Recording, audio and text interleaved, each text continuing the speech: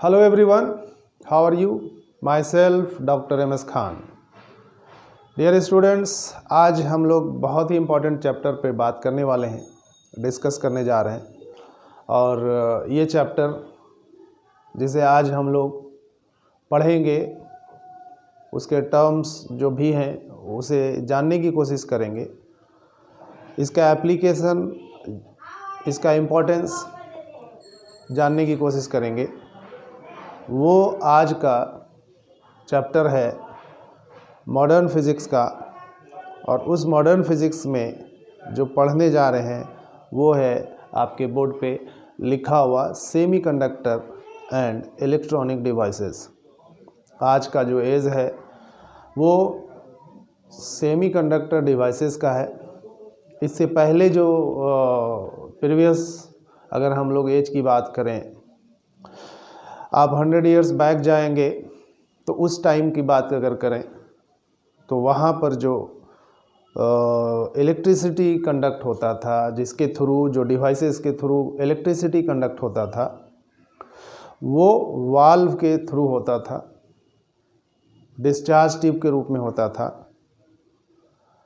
और आज जो है ये पूरी तरह से चेंज हो गया, क्योंकि पहले वाला जो डिवाइसेस होते थे वो बहुत ही हैवी होता था, बल्की होता था, उसको ऑपरेट करने के लिए वोल्टेज हाई देना होता था, और ये पावर कंजम्पशन जो है बहुत अधिक लेता था। आज की डेट में जो इलेक्ट्रॉनिक डिवाइसेस हैं वो डिवाइसेस बहुत ही स्मॉल, बहुत ही पावर कंजम्पशन में कम पावर को यूज़ करता है, और भी बहुत सारे बेनिफिट हैं। ये छोटे से चिप के रूप में भी अवेलेबल है आज की डेट में। आप जानते होंगे कि कंप्यूटर जो बना है वो एक इलेक्ट्रॉनिक डिवाइसेस है, और सबसे पहले जो जनरेशन, फर्स्ट जनरेशन जो कंप्यूटर्स का है उसे जो बनाया है, जैसे चार्ल्स बेबेज ने बनाया, वो कंप्यूटर को ऑपरेट करने में कहा जाता है कि लगभग 6 to 7 आवर्स का टाइम लगता है, उसे चालू होने में टाइम लगता है, और वो कंप्यूटर पूरे एक बड़े से हॉल में एडजस्ट हो पाता है। आज का जो कंप्यूटर है बहुत ही छोटा हो गया है और पहले वाले कंप्यूटर से बहुत फास्ट है। आखिर क्या चेंज हो गया, क्या उसमें हम लोगों ने बदल दिया है उस डिवाइसेस में, उसी को आज समझेंगे। और ये चैप्टर बोर्ड के लिहाज से बहुत इम्पॉर्टेंट है। आपके जो IITs हैं, मेडिकल है, उसमें भी यहाँ इस चैप्टर से क्वेश्चन पूछे जाते हैं। बहुत ही इम्पॉर्टेंट है और ये समझने वाली चैप्टर है, तो आप कोशिश करेंगे इस चैप्टर को समझने की। अब बहुत इंटरेस्टिंग है ये, बहुत, आप खुद देखेंगे कि आपके पास जो मोबाइल है वो एक इलेक्ट्रॉनिक गैजेट्स है, और जो भी इलेक्ट्रॉनिक गैजेट्स हैं उसमें ये सेमीकंडक्टर लगा होता है। तो सेमीकंडक्टर से जो बना हुआ डिवाइस है वो इलेक्ट्रॉनिक डिवाइसेस कहलाता है। पहले जो डिवाइसेस यूज हो रहे थे वो इलेक्ट्रिकल डिवाइसेस होते थे। इलेक्ट्रिकल डिवाइसेस में आप देखेंगे, जो हमने आपको कहा, वाल्व यूज़ हो रहा है, डिस्चार्ज ट्यूब जो है वो स्टार्टिंग वे में यूज़ हो रहा था। तो इन सब डिवाइसेस में इलेक्ट्रॉन्स जो है वो फ्री छोड़ा जाता था। फ्री जो है वो एयर में भी, या उसे कंट्रोल करने के लिए बहुत ज़्यादा पावर कंज्यूम करना पड़ता था, यानी पावर उसे देना ज़्यादा पड़ता था, जिससे इलेक्ट्रॉन्स उस पावर को यूज़ करके वो एक टारगेट तक पहुंचता था। यानी आप इस ट्यूब को देखेंगे तो ये ट्यूब जो बनाया है इसको कम्प्लीटली जो है वो वैक्यूम किया गया है। उसको पहले आपको वैक्यूम क्रिएट करना होगा, यानी कोई मीडियम वहाँ नहीं होगा, प्रेशर जो है वो एकदम नेग्लिजिबल रखना होगा, और वोल्टेज जो है यहाँ पे वो आपको हाई करना पड़ेगा। तो जब ये सिस्टम आप लगाएंगे तो आप देखेंगे कि बहुत बड़ा बल्कि जो है आपका एक सिस्टम जनरेट होगा, बनेगा, और तब जा कर के ये इलेक्ट्रॉन जो प्लेट्स यहाँ पर बनाया गया है, वो एक प्लेट है कैथोड और दूसरा प्लेट है एनोड। कैथोड से इलेक्ट्रॉन्स जो है वो निकलता हुआ किधर जाएगा, एनोड की तरफ जाएगा।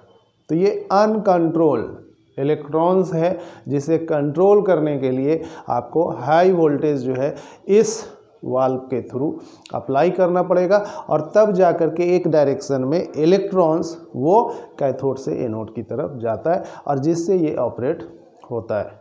आप पहले वाली टीवी देखे होंगे जो पीछे बहुत सारा हिस्सा निकला होता था और वो इसलिए निकाला जाता था क्योंकि उसमें ये ट्यूब लगा होता था, जिसे पिक्चर ट्यूब कहते हैं। वो ट्यूब जो लगा होता है कैथोड ट्यूब भी हम कहेंगे, बहुत जगह पे एक्सरे ट्यूब भी है, आप देखे होंगे। कैलकुलेटर जो पहले का आता था वो एक कैलकुलेटर फ्रीज, जो आज का कैलकुलेटर है वो पहले वाली कैलकुलेटर के कंपेयर करेंगे तो आज जो फ्रीज है आपके पास वो फ्रीज के साइज़ का कैलकुलेटर हुआ करता था। आप पावर हाउस देख रहे हैं तो पावर हाउस में जो सिस्टम लगा होता है वो पहले वाला कंप्यूटर उस बड़े से हिस्से को वो एक कंप्यूटर कवर करता था। डिवाइसेस जो उसमें लगे होते थे वो बहुत बल्कि होता था, उसको रखने के लिए बड़ा सा स्पेस चाहिए था। आज आप पॉकेट में लेकर उसको घूम रहे हैं। तो खैर हम ये कह रहे थे कि पहले वाले डिवाइसेस इलेक्ट्रिकल है, आज वाले डिवाइसेस जो है वो इलेक्ट्रॉनिक्स है। पहले वाला जो डिवाइसेस था उसमें इलेक्ट्रॉन को जो है कंट्रोल किया जाता था हाई वोल्टेज ऑपरेट करके, और आज जो है डिवाइसेस हैं जिसे इलेक्ट्रॉनिक डिवाइसेस कर रहे हैं, ये फ्री इलेक्ट्रॉन्स जो होता है वो एयर में या वैक्यूम क्रिएट करने की ज़रूरत नहीं पड़ता है। ये इनसाइड द सॉलिड बॉडी के अंदर ही ये इलेक्ट्रॉन्स जो है वो मूव करता है। यानी ये इलेक्ट्रॉन्स जो इलेक्ट्रॉनिक डिवाइसेस में है उसे कंट्रोल करने की ज़रूरत, यानी एक्स्ट्रा एनर्जी लगाने की ज़रूरत नहीं है। तो इसीलिए कहा जाता है कि इलेक्ट्रॉनिक डिवाइसेस को ऑपरेट करने के लिए आपको लो पावर की ज़रूरत है। एनर्जी जो है कंजम्पशन जो इसका है, पावर जो कंजम्पशन है इलेक्ट्रॉनिक डिवाइसेस का, वो बहुत ही लो है। बहुत छोटे से हिस्से में आ जाता है, बहुत बड़ा ये एरिया कवर नहीं करता है। आप देख रहे हैं सारी चारों तरफ आज हम लोग घिरे हुए हैं इस इलेक्ट्रॉनिक डिवाइसेस से, चाहे वो ट्यूब लाइट हो जिसे एलईडी हम लोग लाइट कह रहे हैं, एंड्रॉयड टीवी है या एलईडी टीवी है, तो ये सब जो भी बना है वो सेमीकंडक्टर और उसके कंपाउंड से बना है। डियर स्टूडेंट्स, इसलिए ये चैप्टर जो है बहुत ही इम्पोर्टेंट है और आप अपने ड्रीम्स जो बना रखा है उसे पूरा करने में ये चैप्टर आपको मदद करेगा। IITs में मेंस में कम से कम 5 to 6 क्वेश्चन जो है फिज़िक्स में इसी चैप्टर से आता है। थोड़ा सा कॉम्प्लिकेटेड है लेकिन मुझे उम्मीद है कि आप इस चैप्टर को एंजॉय करेंगे, समझ में आएगा और इसके जो फैक्ट हैं, इसका जो बेसिक फंडामेंटल्स हैं और जो कंसेप्ट है, मैं पूरी कोशिश करूँगा कि आपको ये समझ में आए। तो देखते क्या है, पहले सेमीकंडक्टर एंड डिवाइसेस, ये तो चैप्टर हो गया। आप NCERT के चैप्टर्स को देखेंगे तो ये चैप्टर्स हैं और इसी चैप्टर्स में हम लोग ये सब डिस्कस करने वाले हैं। तो मैंने कहा कि आप देखें यहाँ पर, तो सॉलिड, कोई भी सॉलिड अगर आप लेंगे तो दो तरीके से होता है। सॉलिड भी 2 टाइप्स का होता है, एक क्रिस्टल फॉर्म में होता है और दूसरा एमॉर्फस होता है। क्रिस्टल जो होता है यानी बहुत सारे ग्रुप ऑफ एटम से मिलकर के बना है दोनों। क्रिस्टल एक अरेंज वे में होता है, उसका स्ट्रक्चर जो होता है फिक्स्ड होता है, और एमॉर्फस जो है वो उसके मॉलिक्यूल्स एटम से भी बना है लेकिन वो अरेंज वे में नहीं होता है, तो ये बहुत आसानी से ब्रेक हो सकता है एमॉर्फस वाला। और क्रिस्टल जो है वो बहुत जल्दी ब्रेक नहीं होता है। इसका जो लाइफ होता है बहुत ही लॉन्ग लाइफ कह सकते हैं, ड्यूरेशन कह सकते हैं कि इसमें अधिक होता है क्रिस्टल में। और यही क्रिस्टल जो है यहाँ पर बनाया जाता है सेमीकंडक्टर का, और उस सेमीकंडक्टर के क्रिस्टल का जो है यूज़ होता है सारे इलेक्ट्रॉनिक डिवाइसेस में। तो है ना ये बहुत इम्पोर्टेंट, बिल्कुल। तो हम लोग देख रहे हैं क्या कि सॉलिड को 2 पार्ट में बांटे हैं, एक क्रिस्टल और दूसरा एमॉर्फस। समझ गए आप कि सॉलिड जो हम लोग पढ़ने जा रहे हैं वो क्रिस्टल वाले फॉर्म को पढ़ने वाले हैं। क्रिस्टल जो ग्रुप ऑफ एटम से ही बना है और वो अरेंज होता है फिक्स्ड स्ट्रक्चर के साथ। तो यहाँ पर अगर हम लोग देखें तो सॉलिड 3 पार्ट में बटा है। वो है कंडक्टर, दूसरा है सेमीकंडक्टर और तीसरा है इंसुलेटर।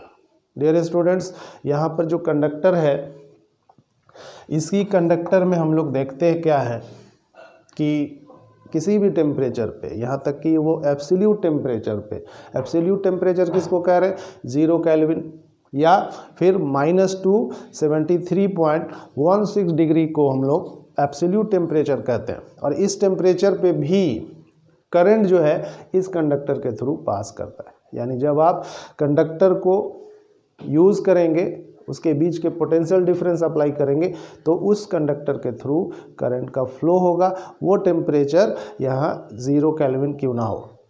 तो कंडक्टर में अगर आप देखेंगे तो aluminium, copper, iron, silver, gold, ये सब कंडक्टर के फॉर्म में है। और वायर जो हम लोग घर में यूज़ करते हैं वो इसी में से कोई ना कोई होता है।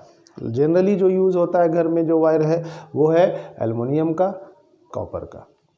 सबसे बेस्ट कंडक्टर आपने पढ़ा है कि सिल्वर होता तो है बहुत ही अच्छा, लेकिन आप देखेंगे कि ये अवेलेबल जो है बहुत ईजिली नहीं है, ये थोड़ा कॉस्टली है, इसलिए इस वायर का यूज़ घर में और नहीं लगा सकते। तो फिलहाल एल्युमिनियम, कॉपर, सबसे पहले कॉपर यूज़ होता था, उसके बाद एल्युमिनियम आया। आयरन का भी इस्तेमाल होता है, लेकिन कंडक्टिविटी के हिसाब से देखा जाए तो आयरन की कंडक्टिविटी एल्युमिनियम और कॉपर से कम होता है। यानी कि करंट का जो फ्लो है जितना आसानी से एल्युमिनियम और कॉपर में होता है उतना जो है इजीली फ्लो आयरन के थ्रू नहीं होता है। तो बेस्ट कंडक्टर जो है वो सिल्वर है, बेस्ट कंडक्टर सिल्वर है। उसके बाद अगर हम देखें तो कॉपर, फिर एल्युमिनियम, नाइक्रोम, तो आयरन। तो इस तरह से कंडक्टिविटी के हिसाब से कंडक्टर को हम लोग यूज़ करते हैं। और जनरली जो यूज़ होता है घर में या और भी जगहों पे वो, या आप देखेंगे स्ट्रीट बल्ब जलाने के लिए जो वायर यूज़ किया है या रोड पे जो हाई टेंशन वायर गया हुआ है तो वो सब एल्युमिनियम कॉपर का बना होता है। आपके घर में भी इलेक्ट्रॉनिक या इलेक्ट्रिकल डिवाइसेस है। इलेक्ट्रिकल डिवाइसेस में देखेंगे तो आप इलेक्ट्रिक फ़ैन है, पहले वाला जो बल्ब आता था येलो वाला जिसमें टंगस्टन यूज़ करके उसको ग्लो कराया जाता था, येलो वाला बल्ब, आज ये सब बदल गया। आज सब के सब वाइट हो गया। यानी कि जो लाइट आज हम लोग देख रहे हैं, वाइट लाइट जो निकल के आ रहा है वो सभी इलेक्ट्रॉनिक डिवाइसेस से आता है। तो इलेक्ट्रॉनिक डिवाइसेस में एलईडी आ गया। हाँ, कुछ ऐसे हैं जैसे मरकरी है वो भी वाइट होता है, तो उससे भी लाइट वाइट निकल कर आता है। तो पहले मरकरी का यूज़ होता था, आज उसको प्लेस करके मरकरी हम लोग नहीं कह सकते, वो एलईडी ट्यूबलाइट के रूप में यूज़ होने लगा है। तो कहना ये चाह रहे थे कि कंडक्टर उसे कहेंगे जिसमें इलेक्ट्रिसिटी पास कर जाए, और वो कंडक्टर यहाँ पर aluminium, copper, iron, silver, gold के रूप में देख रहे हैं। और इसकी कंडक्टिविटी जो है बिलो 0 केल्विन या इससे भी कम टेम्परेचर पे ये कंडक्ट हो जाता है, इलेक्ट्रिसिटी इसमें पास कर जाता है। तो ये कहीं भी यूज हो सकता है, जहाँ टेम्परेचर -डिग्री में है वहाँ पर भी ये कंडक्टर यूज़ होता है, और कहीं टेम्परेचर ज़्यादा है वहाँ पर भी ये कंडक्टर कंडक्ट कर लेता है इलेक्ट्रिसिटी को। इलेक्ट्रिसिटी मतलब चार्ज को ये कंडक्ट करता है। तो बात समझ रहे हैं। यहाँ पर इम्पॉर्टेंट क्या है कि रेजिस्टेंस जो होता है या रेजिस्टिविटी टेम्परेचर्स के बढ़ने से उस कंडक्टर का इंक्रीज़ करता है। रेजिस्टेंस और रेजिस्टिविटी जो है इस कंडक्टर का, जिसे हम मेटलिक कंडक्टर भी कह सकते हैं, उसका रेजिस्टेंस और रेजिस्टिविटी टेम्परेचर के इंक्रीज़ करने से इंक्रीज़ करता है। तो ये बहुत बड़ा डिमेरिट है यहाँ पर कंडक्टर के लिए, क्योंकि जब करंट पास करेगा किसी भी कंडक्टर के थ्रू तो वो हीट जनरेट करेगा। कहीं पे भी किसी भी मटेरियल्स में अगर करंट फ्लो करेगा तो वो हीट जनरेट करेगा, और हीट जब होगा यानी उसके टेम्परेचर इंक्रीज़ करेंगे। तो यहाँ पे कंडक्टर के केस में क्या हो रहा है कि रेजिस्टेंस और रेजिस्टिविटी इंक्रीज़ कर जाता है, और रेजिस्टेंस का काम क्या है, करंट्स के फ्लो को रोकना।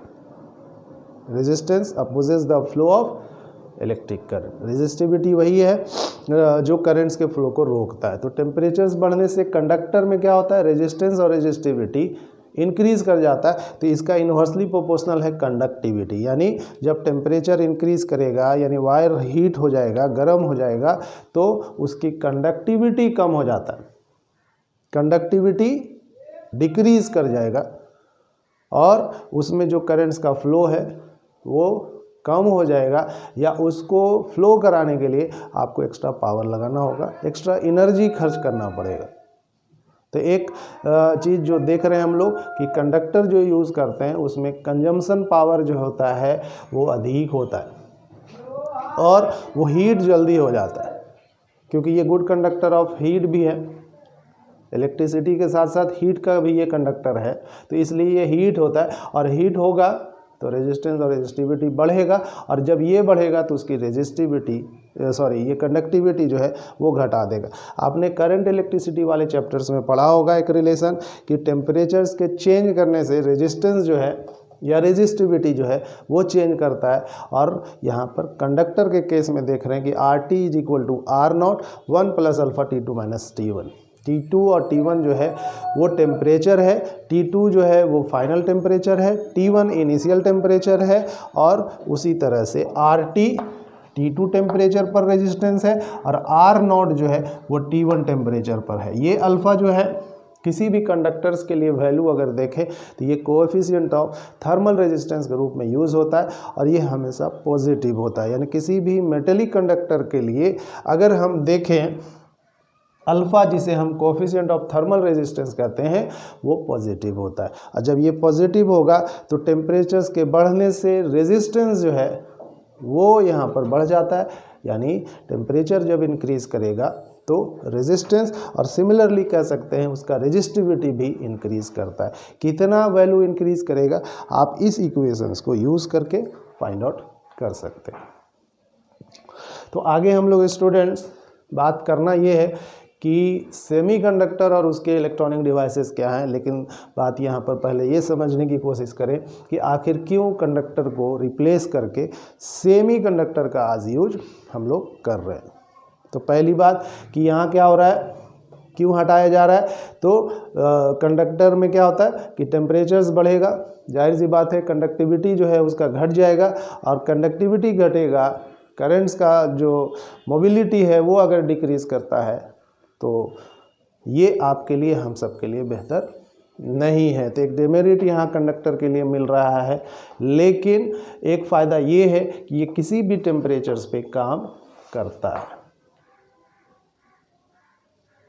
अब इस कंडक्टर को यूज़ करके इलेक्ट्रॉनिक डिवाइसेस को इलेक्ट्रिकल डिवाइसेस को जब ऑपरेट करते हैं तो वो आप जैसे इलेक्ट्रिक फ़ैन की बात करें, आपके पास AC है, आज तो चेंज हो गया, इलेक्ट्रॉनिक गैजेट्स के रूप में भी वो आने लगा है, लेकिन जो इलेक्ट्रिकल डिवाइसेस हैं वो बहुत जल्दी हीट हो जाता था। आज जो इलेक्ट्रॉनिक डिवाइसेस हैं वो हीट नहीं होता है उतना, क्योंकि जितना जल्दी ये कंडक्ट करता है हीट को उतना सेमीकंडक्टर नहीं करता है। तो कंडक्टर जो इलेक्ट्रिसिटी को कंडक्ट करता है उसमें सिर्फ इलेक्ट्रॉन्स जो है वो पार्टिसिपेट करता है, और वो इलेक्ट्रॉन्स को कंट्रोल करने के लिए आपको हाई पावर यानी पोटेंशियल जो डिफरेंस है वो हाई करना पड़ेगा।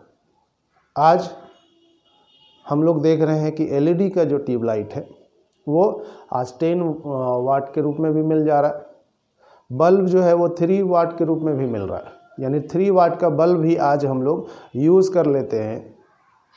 और ये तब पॉसिबल है जब हम देख रहे हैं कि उसमें जो है LED को सेट किया गया। इलेक्ट्रिक बल्ब जो आज LED के रूप में है वो पावर बहुत कम कंज्यूम करता है। 3 वाट अगर है तो इसका मतलब हुआ कि ये 1 सेकेंड में, 3 वाट का मतलब हुआ कि 1 सेकेंड में ये 3 जूल जो है वो एनर्जी कंज्यूम कर रहा।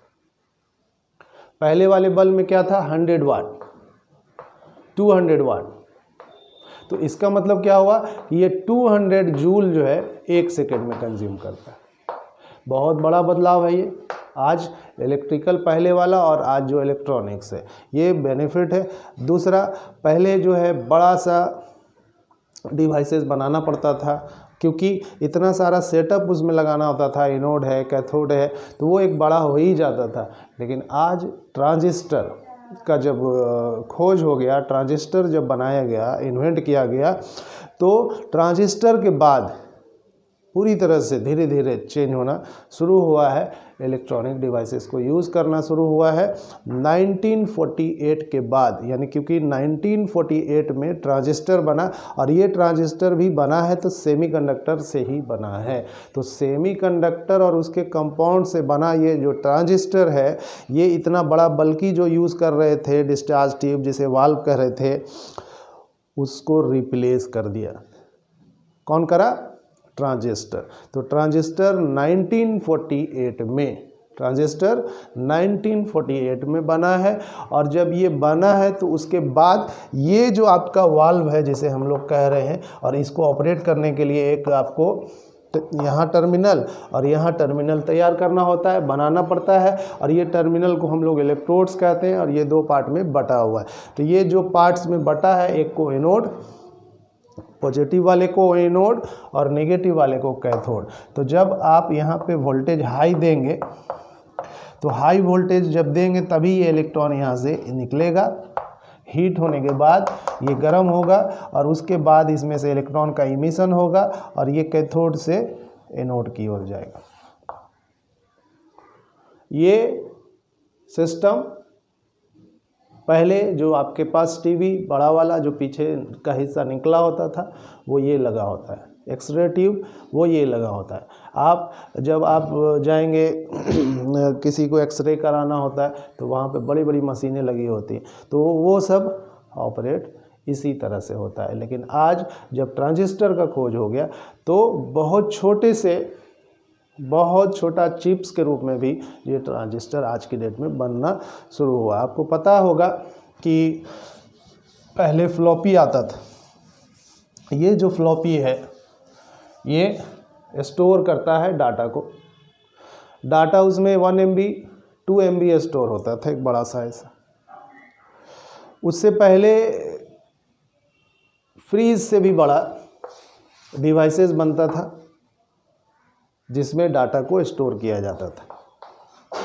और इतना बड़ा, फ्रिज से भी बड़ा जो है साइज का ये डिवाइसेस, जिसमें सिर्फ 1 MB ही डाटा स्टोर होता है। फिर 2 MB उससे थोड़ा छोटा हुआ, 5 MB उससे थोड़ा छोटा हुआ, 100 MB उससे छोटा हुआ। आप CD का बात करें तो कम्पैक्ट डिस्क फ्लॉपी के बाद आया, तो वो कम्पैक्ट डिस्क में 4 MB तक डाटा को स्टोर कर सकते हैं। म्यूज़िक वगैरह, गाना वगैरह, उसमें आप क्या कर सकते हैं, स्टोर करके रख सकते हैं।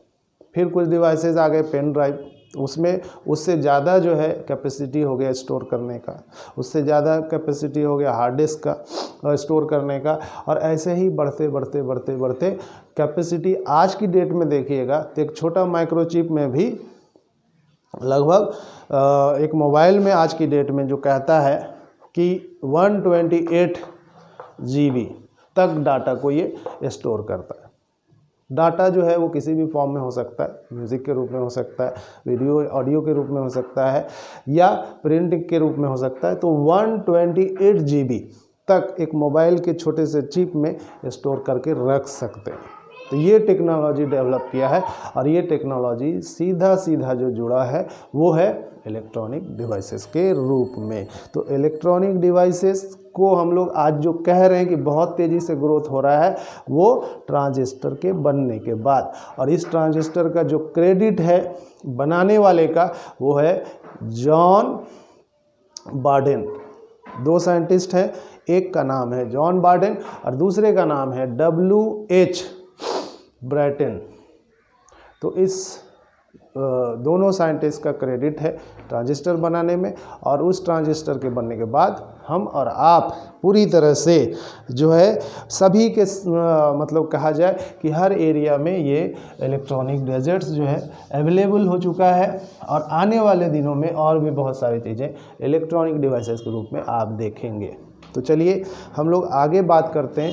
कंडक्टर की बात तो हमने कहा कि ये सब चीज़ें हैं, लेकिन दूसरा जो पार्ट है जिसे हम लोग इस चैप्टर में पढ़ेंगे वो है यहाँ पर सेमी कंडक्टर।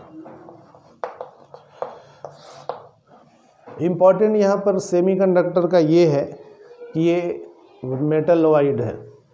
वो मेटल था इससे पहले जिसे कंडक्टर कह रहे थे, और ये एक मेटलॉइड है।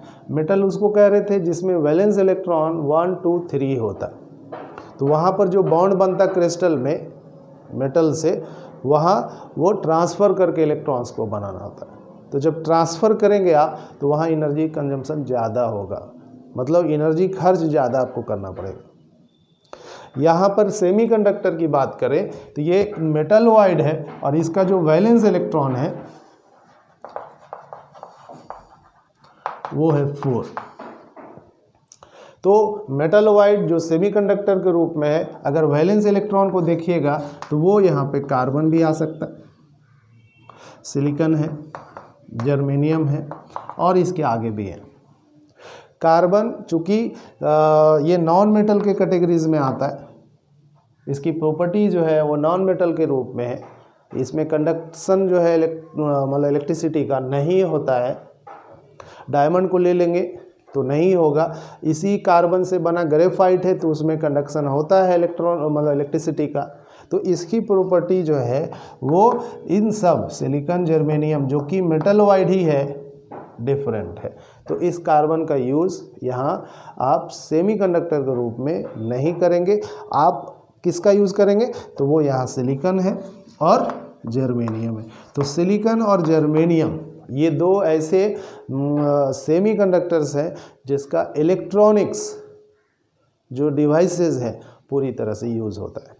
तो इलेक्ट्रॉनिक डिवाइसेस में सिलिकॉन क्रिस्टल या जर्मेनियम क्रिस्टल और उससे कंपाउंड जो बना है सिलिकॉन और जर्मेनियम से, उसका इस्तेमाल जो है इलेक्ट्रॉनिक्स डिवाइसेस बनाने में किया जा रहा है। और इसलिए भी किया जा रहा है क्योंकि इसकी जो प्रॉपर्टी है वो मेटलॉइड्स का, वो यहाँ पर ये बताता है कि 0 केल्विन पर सिलिकॉन या जर्मेनियम या जो भी यहाँ पर सेमीकंडक्टर है कार्बन को छोड़ करके, तो उसमें क्या देख रहे हैं कि अगर हम 0 केल्विन पे यानी एब्सोल्यूट टेम्परेचर पर देखेंगे तो इसमें इलेक्ट्रॉन्स या इसमें जो इलेक्ट्रिक करंट है उसका कंडक्शन नहीं होता है।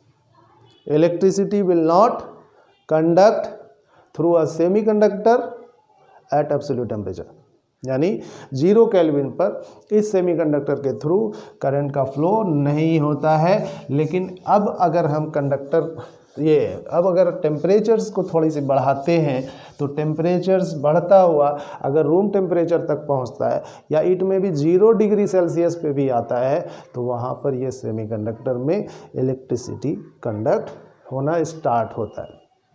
यानी कंडक्टिविटी जो होगा इलेक्ट्रिसिटी का सेमीकंडक्टर में हो भी सकता है और नहीं भी हो सकता है।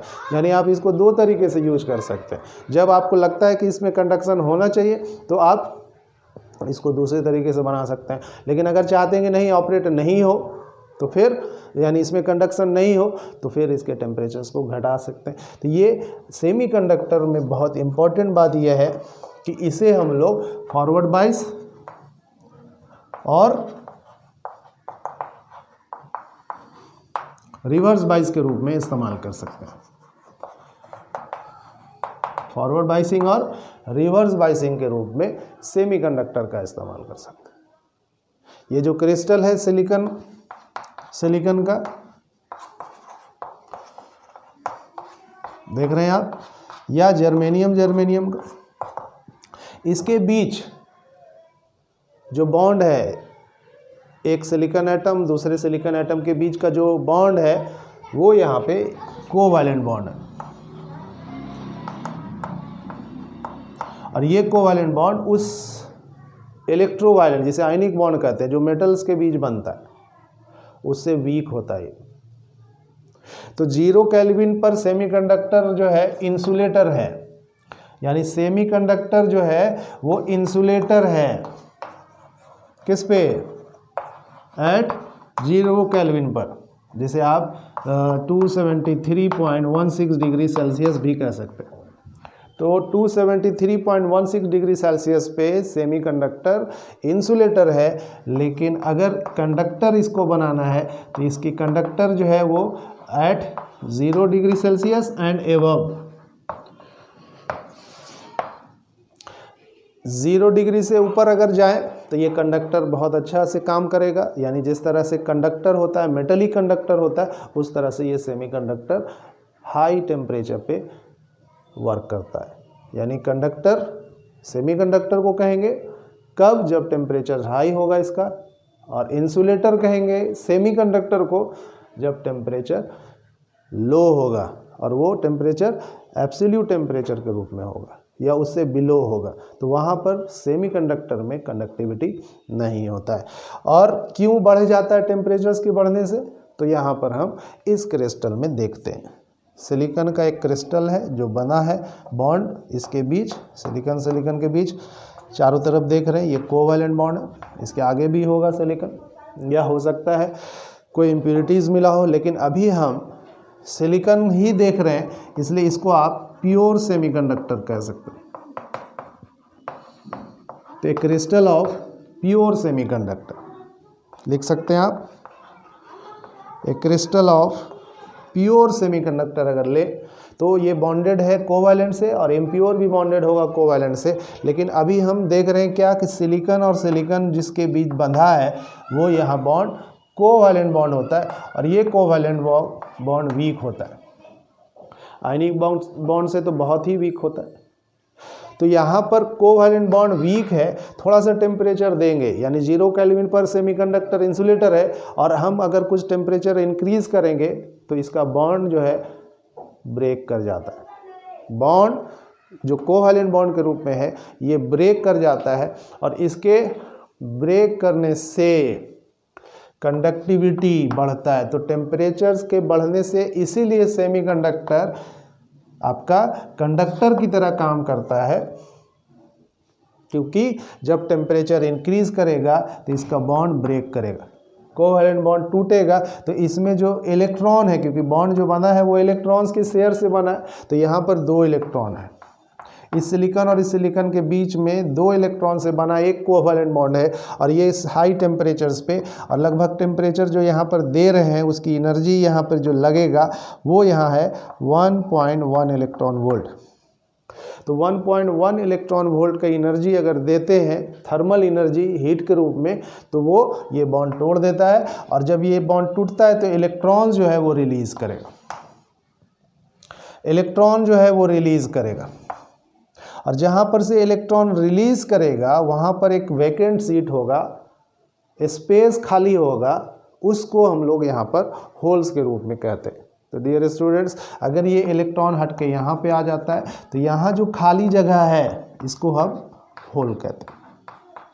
अगर ये इलेक्ट्रॉन यहाँ से हट के यहाँ आ जाता है, अब देखिए ये इलेक्ट्रॉन जो है टूट करके कहाँ जाता होगा, तो जहाँ पर अवेलेबिलिटी है इलेक्ट्रॉन्स का वहाँ जाके वो सेट हो जाता होगा। तो वो कहाँ जाता होगा, तो होल्स के पास।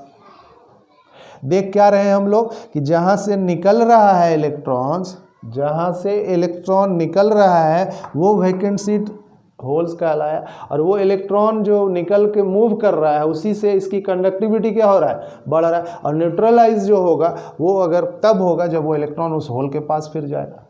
तो इस तरह से इलेक्ट्रॉन का यानी बॉन्ड टूटता है, और उसमें से इलेक्ट्रॉन्स और होल क्रिएट होता है, और इलेक्ट्रॉन और होल्स के क्रिएट होने से ही कंडक्टिविटी सेमीकंडक्टर का बढ़ जाता है। तो ये बढ़ता कब है, जब इसका बॉन्ड टूटता है, और बॉन्ड टूटता कब है, जब इसे थर्मल एनर्जी कुछ प्रोवाइड करते हैं, और वो थर्मल एनर्जी से गेन करके वो उसका टेम्परेचर जो रेज कर रहा है उससे ये बॉन्ड टूटता है, और उससे क्रिएट होता है होल्स और इलेक्ट्रॉन। तो किसी प्योर क्रिस्टल जो सेमीकंडक्टर का है उसकी कंडक्टिविटी डिपेंड करता है टेम्परेचर्स के ऊपर, और on increasing the temperature conductivity of semiconductor increases. यानी कि टेम्परेचर्स बढ़ेगा तो सेमीकंडक्टर की कंडक्टिविटी जो है वो बढ़ जाता है। तो एकदम जो है ये उल्टा है, किससे, कंडक्टर से। कंडक्टर में क्या देख रहे थे कि टेम्परेचर्स बढ़ेगा तो वहाँ पर कंडक्टिविटी घटता है, वहाँ पे रेजिस्टेंस और रेजिस्टिविटी बढ़ जाता है। यहाँ उसका जस्ट उल्टा है, यहाँ क्या हो रहा है कि टेम्परेचर्स के बढ़ने से इलेक्ट्रॉन और होल्स एक्स्ट्रा क्रिएट हो जाता है और उससे इसकी कंडक्टिविटी इंक्रीज कर जाता है। तो टेम्परेचर्स के बढ़ने से इसकी जो कंडक्टिविटी है सेमीकंडक्टर का वो इंक्रीज करेगा, तो हम कह सकते हैं कि उसका रेजिस्टेंस और रेजिस्टिविटी जो है वो डिक्रीज करेगा।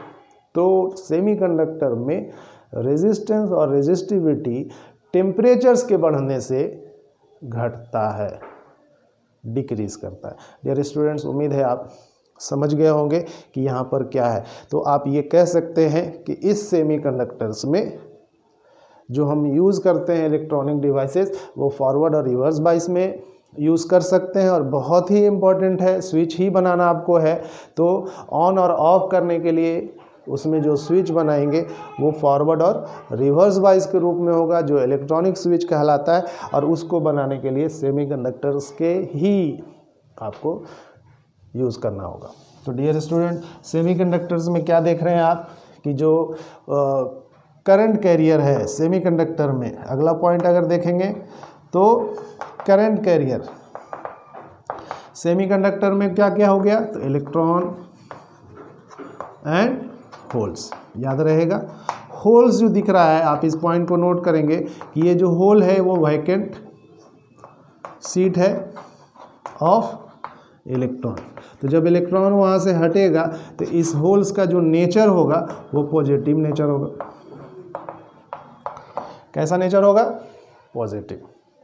तो होल जो है वो एक पॉजिटिव चार्ज पार्टिकल हो गया यहाँ पे, और वो क्रिएटेड बाय द इलेक्ट्रॉन्स, यानी वैकेंट सीट ऑफ इलेक्ट्रॉन्स से ही होल्स क्रिएट कर रहा है। और ये होल्स और इलेक्ट्रॉन इस सेमीकंडक्टर की कंडक्टिविटी को बढ़ाता है। और ये तब बढ़ता है जब इसका टेम्परेचर, यानी उसमें जो एनर्जी दे रहे हैं वो सिलिकॉन के लिए, सिलिकॉन के क्रिस्टल्स में बॉन्ड को तोड़ने के लिए 1.1 इलेक्ट्रॉन वोल्ट चाहिए। और ये बॉन्ड टूटेगा तो हम दूसरे भाषा में आगे पढ़ेंगे कि वैलेंस बैंड है, कंडक्शन बैंड है। तो वैलेंस बैंड से कंडक्शन बैंड में जाने के लिए सिलिकॉन के केस में इलेक्ट्रॉन्स वैलेंस बैंड से जंप करेगा कंडक्शन बैंड में, तो उसके लिए जो मिनिमम एनर्जी है वो 1.1 इलेक्ट्रॉन वोल्ट है। और ये 1.1 इलेक्ट्रॉन वोल्ट जब मिलता है तो यहाँ पर उसकी कंडक्टिविटी स्टार्ट हो जाता है। और वो कंडक्टिविटी जो स्टार्ट हो रहा है, हम दूसरे तरीके से कहेंगे, after the breaking off covalent bond. तो ये कोवैलेंट बॉन्ड का टूटने का मतलब हुआ कि इलेक्ट्रॉन्स जो है वो जंप कर रहा है वैलेंस बैंड से कंडक्शन बैंड, जिसे हम आगे भी डिस्कस करेंगे। अभी हम लोग समझ रहे हैं कि सेमीकंडक्टर और उससे पहले कंडक्टर का क्या इम्पोर्टेंस है। और आज हम लोग इलेक्ट्रॉनिक्स जो डिवाइसेस हैं उसका यूज़ क्यों कर रहे हैं। तो देख क्या पा रहे हैं कि करंट कैरियर में अगर सेमीकंडक्टर में देखें तो वो ये दो है, इलेक्ट्रॉन और होल। पहले कंडक्टर्स में सिर्फ इलेक्ट्रॉन्स से ही करंट बनता था, फ्लो ऑफ इलेक्ट्रॉन्स की वजह से करंट बनता था। एक ही डायरेक्शंस में यहाँ करंट है और सिर्फ इलेक्ट्रॉन्स के फ्लो की वजह से होता था। किसमें, कंडक्टर्स में। सेमी कंडक्टर्स में यहाँ पे दो तरीके से करंट डेवलप कर रहा है, एक इलेक्ट्रॉन से और दूसरा होल से। डियर स्टूडेंट्स, इसके भी अगर हम फिगर देखें तो सपोज करते हैं कि एक सेमी कंडक्टर का ये ब्लॉक है, एक क्रिस्टल है, और इसे भी हम लोग जो है पॉजिटिव और निगेटिव के साथ जोड़ देते हैं। ध्यान देना है कि जो रीजन है यहाँ पर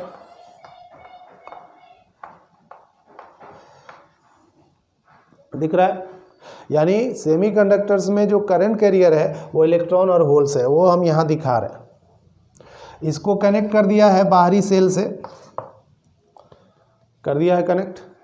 तो देखते क्या है कि ये जो पॉजिटिव है और ये नेगेटिव है, तो पॉजिटिव वाला पुश करेगा होल्स को इधर और नेगेटिव वाला इलेक्ट्रॉन्स को पुश करेगा इधर। या दूसरे भाषा में कह सकते हैं कि होल्स पॉजिटिव नेचर का है और इलेक्ट्रॉन नेगेटिव नेचर का है, तो नेगेटिव वाला पॉजिटिव की तरफ खिंचाएगा और पॉजिटिव जो होल्स है वो नेगेटिव की तरफ खिंचाएगा। तो इन इसकी मोबिलिटी की वजह से, इलेक्ट्रॉन और होल्स के मोबिलिटी की वजह से यहाँ इलेक्ट्रिसिटी कंडक्ट होने लगता है। और यहाँ जो कंडक्ट होगा इलेक्ट्रिसिटी यानी इलेक्ट्रिक करंट का जो कॉन्स्टिट्यूशन होता है होल और इलेक्ट्रॉन का, वो यहाँ पर दो तरीके से होता है। तो यहाँ पर जो मेन करंट अगर हम देखें वो I अगर है तो वो I इज इक्वल टू क्या हो जाएगा, देखिएगा होल्स जो करंट बनाएगा उसको हम IH कह देते हैं, वो इस डायरेक्शन में है, और इलेक्ट्रॉन जो करंट बना रहा है वो IE है।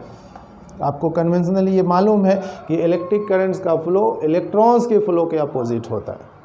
तो इलेक्ट्रॉन्स जो है वो इस नेगेटिव टर्मिनल से पॉजिटिव टर्मिनल की तरफ जाता है, तो इससे बनने वाला जो इलेक्ट्रिक करंट है IE वो इसी IH के ही डायरेक्शन में होगा, क्योंकि करंट का डायरेक्शन इलेक्ट्रॉन्स के डायरेक्शन के क्या होता है, अपोजिट होता है। तो IE जो है वो यहाँ पर उस IH के ही डायरेक्शन में होगा। तो टोटल करंट जो इस सेमीकंडक्टर्स में बनने वाला है वो है IE प्लस IH। उम्मीद है आप समझ गए। तो पहले वाले जो कंडक्टर था उसमें हम लोग देख रहे थे कि सिर्फ इलेक्ट्रॉन्स की फ्लो की वजह से करंट बन रहा था, और यहाँ देख रहे हैं कि इलेक्ट्रॉन और होल्स दोनों से बनता है। तो यहाँ जो करंट का मैग्नीट्यूड होगा उसी सेम वोल्टेज पे जहाँ कंडक्टर लगा होता है और यहाँ सेमीकंडक्टर लगा हुआ है, इस सेमीकंडक्टर की कंडक्टिविटी उस कंडक्टर से बढ़ जाता है, और इसीलिए हम इसका यूज़ आज की डेट में कर रहे हैं। तो ये ऑपरेट भी जो होगा, यहाँ पे जो बैटरी लगा रहे हैं वो सेल वो 1.5 वोल्ट पे भी ऑपरेट हो जाएगा, लेकिन आप चाहेंगे कि 1.5 वोल्ट में वो बड़ा वाला बल्ब जल जाए, नहीं जल पाएगा, क्योंकि उसको जलाने के लिए जो है टंगस्टन को हीट होने में टाइम लगेगा और उसको हीट करने में बड़ा वोल्टेज की ज़रूरत पड़ेगी। तो उम्मीद है आप इस इलेक्ट्रॉनिक डिवाइसेस में कम से कम वोल्टेज पर ये ऑपरेट हो जा रहा है, लेकिन कंडक्टर से बना जो डिवाइसेस है उसको ऑपरेट करने में आपको और भी इससे ज़्यादा कई टाइम्स जो है आपको यहाँ पर वोल्टेज बढ़ाना पड़ेगा, और तब जा कर के वो यहाँ पर ऑपरेट होता है। घर में ही अगर इलेक्ट्रिक फ़ैन की बात करें तो देखिएगा उसमें 220 से 250 वोल्ट लिखा होता है, लेकिन जो LED का बल्ब है उसको ऑपरेट करना हो तो बहुत कम वोल्ट पर भी हो जाता है, और उसके लिए सिर्फ और सिर्फ 1.5 वोल्ट ही दीजिएगा तो ये ग्लो करेगा। तो इलेक्ट्रॉनिक डिवाइसेस में पावर कंजप्शन कम है इलेक्ट्रिकल डिवाइसेस के रिस्पेक्ट में, बहुत बहुत बहुत कम है, ये भी कह सकते हैं आप। तो इस तरह से आप ये समझने की कोशिश करेंगे कि LED जो है उसकी बात करें तो यहाँ ये पावर कम कंज्यूम करेगा। LED से बना हुआ बहुत सारे डिवाइसेस हैं, आप आगे बढ़ेंगे तो देखेंगे क्या रेक्टिफायर है जो डायोड से बना है, जिसे PN जंक्शन डायोड कहते हैं। आप अगर देखेंगे PN जंक्शन डायोड से बना ट्रांजिस्टर है जिसकी बात हम कर रहे थे।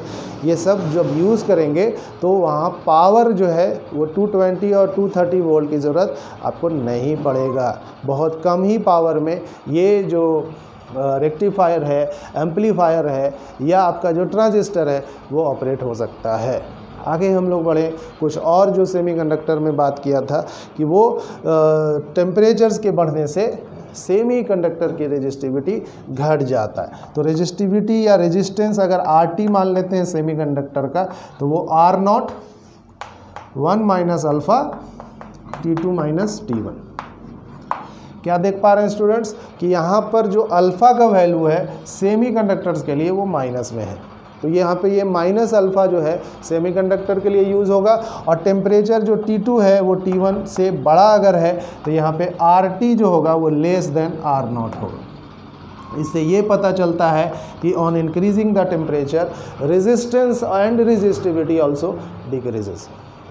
किसमें? वो सेमीकंडक्टर में। कंडक्टर में जस्ट इसका उल्टा है। तो यहाँ पर सेमीकंडक्टर का यूज़ यहाँ इसलिए भी हो रहा है कि कंडक्टिविटी टेम्परेचर्स के बढ़ने से बढ़ जा रहा है। कंडक्टिविटी टेम्परेचर्स के बढ़ने से क्या हो जा रहा है? बढ़ जाता है, और ये जो बढ़ रहा है वो हीट बढ़ने से। तो थर्मल एनर्जी जो हम लोग दे रहे थे, और बढ़ इसलिए जा रहा है क्योंकि थर्मल एनर्जी के देने से अप्लाई करने से, यानी कि एनर्जी जो है हम अगर सेमीकंडक्टर्स को दें तो वो एनर्जी को यूज़ करके उसका जो बॉन्ड है वो ब्रेक करता है और बॉन्ड से बॉन्ड से जो है इलेक्ट्रॉन्स और होल्स क्रिएट होता है एक्स्ट्रा, और उसकी मोबिलिटी से कंडक्टिविटी इंक्रीज कर जाता है। तो सेमीकंडक्टर उम्मीद है समझ गए। तो सेमीकंडक्टर की अगर बात करें तो क्या है ये समझ गए। इसके डिवाइसेस की बात अगर करें हम लोग, तो डिवाइसेस में आप अगर चले तो बड़ा सा नाम आता है, वो है PN junction diode. PN junction diode बोलते हैं। ट्रायोड भी बोला जाता है, किसको? ट्रांजिस्टर को।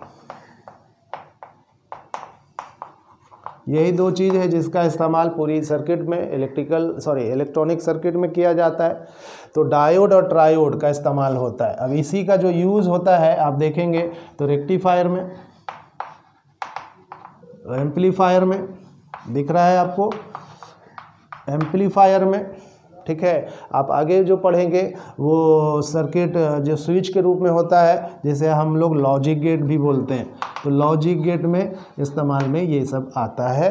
तो ये पीएन जंक्शन और ट्रायोड डायोड जो है ये हम लोग पढ़ने वाले हैं आगे, लेकिन ये वीडियो बड़ा होता जा रहा है, इसलिए आज का जो क्लास है इसमें जो हमने आपको बताया है वो बेसिक फंडामेंटल, वो ये कि कंडक्टर और सेमीकंडक्टर होते क्या हैं, और आज और कल जो यूज़ हो रहा था या यूज़ हो रहा है आज, उसमें डिफरेंस क्या है और क्यों यूज़ हो रहा है, इससे फ़ायदा क्या है। तो डियर स्टूडेंट्स, आज के लेक्चर समझ गए, और अगली वाली लेक्चर्स में हम लोग बात करेंगे कि सेमीकंडक्टर को अगर डिस्टिंग्विश करें कंडक्टर और इंसुलेटर से on the basis of energy band, तो वो क्या होता है, कैसे उसको डिफ्रेंशिएट करेंगे।